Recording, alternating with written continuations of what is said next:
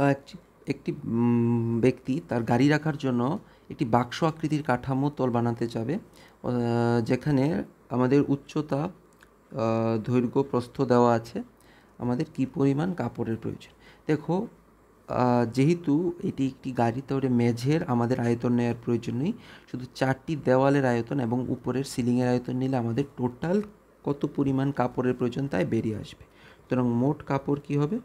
মোট কাপড় হবে পার্শ্বতলের ক্ষেত্রফল, অর্থাৎ 2 ইন্টু দৈর্ঘ্য প্লাস প্রস্থ ইন্টু উচ্চতা, এবং উপরে সিলিংয়ের আয়তন অর্থাৎ ক্ষেত্রফল অর্থাৎ দৈর্ঘ্য ইন্টু প্রস্থ। যার যার জায়গায় যার যার মান বসাও। দৈর্ঘ্য 4, প্রস্থ 3 এবং উচ্চতা কত? 2.5 প্লাস দৈর্ঘ্য ইন্টু প্রস্থ 2 ইন্টু 7 ইন্টু 2.5 প্লাস 12, 7 দুগুণে 14, 14 ইন্টু 2.5 করলে কত চলে আসবে?